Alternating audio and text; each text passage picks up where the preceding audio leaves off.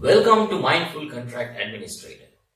This series of video clips has been designed to cultivate the habit of mindfulness within contract administrators in the construction industry.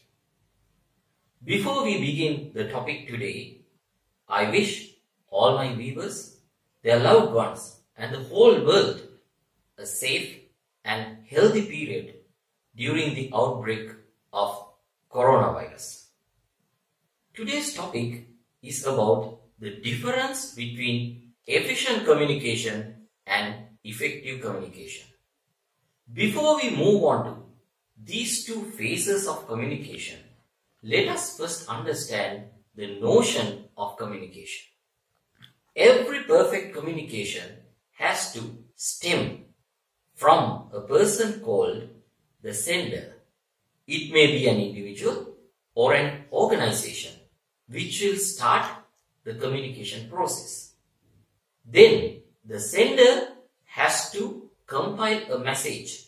He has to collate the ideas and information into a message. This particular message is being received by the person called the receiver.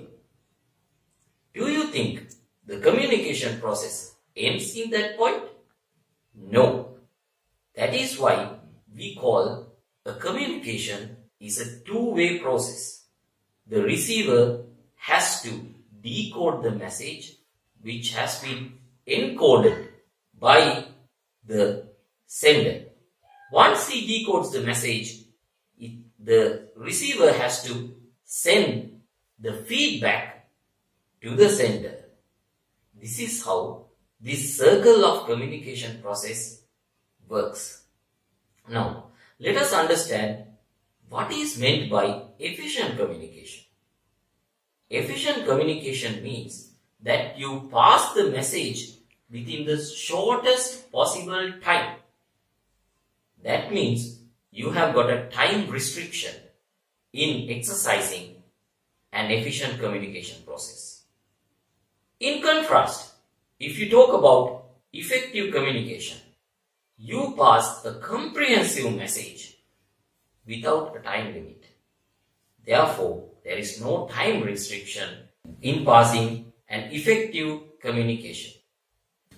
If someone asks you, which is better, efficient communication or effective communication? Let us understand why. Because these two modes of communication gives you different objectives to achieve. Let us take an example. I hope you all are cricket fans, or most of you are cricket fans. Suppose that you are a fielder who is receiving the ball when a batsman plays a shot, and you feel that if you hit the wicket directly, you can make the batsman out, because you judge the timeline wherein the batsman runs between the wicket and the time that you pass the ball into the wicket. So, within no time, you have to hit the ball to the wicket in order to achieve your objective of getting the batsman out. Think of that as the message that you pass on to the receiver, that you have to achieve the objective of getting the batsman out. Suppose instead of having a direct hit, you try to pass the ball onto the wicket keeper. But remember, you have a time restriction. The batsman may have reached the crease when you hit the ball, when you send the ball to the wicket keeper, and he takes time to hit the wicket. So, in that scenario, efficient communication is the best way, which is very similar to a direct hit. Now, think about another scenario, wherein the batsmen are at the middle of the wickets when you receive the ball, and you have ample time to pass the ball onto the wicket keeper, and then he comfortably hits the wicket with the ball and he gets the batsman out. So why you want to take a risk when you don't have that time restriction? If you opt to go for a direct hit in that scenario, sometimes you may miss the wicket and you will lose that opportunity to get the batsman out. Now, let us move on to a situation where within your professional practice, how this efficient communication and effective communication works. Suppose your subordinate is coming late to work every day. As a senior officer of your subordinate, that it is your professional duty to ensure that your subordinate comes to work on time, especially when there is a time restriction.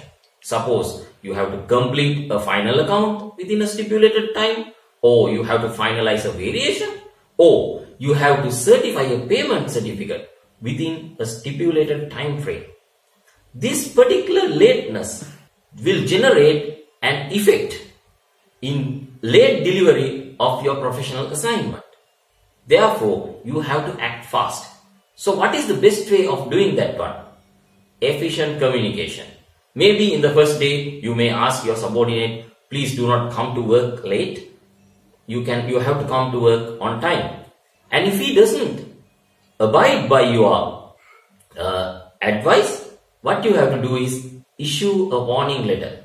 This is the most efficient way of communicating the message, passing the message to the recipient in order to achieve your objective.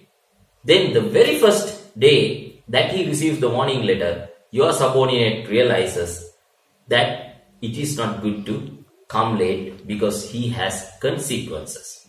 On the other hand, suppose you don't have a time restriction. You may be having ample amount of time in order to finalize this final account.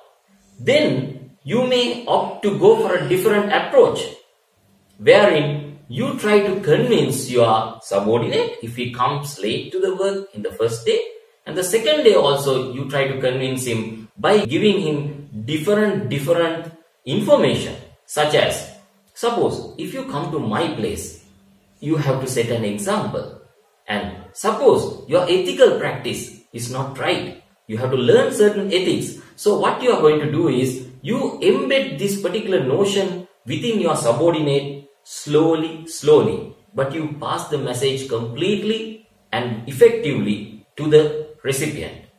Therefore, though it takes little bit of a time, you pass the message to the recipient.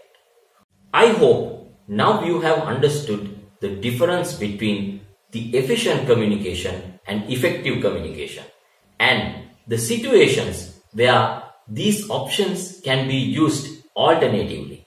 Thank you.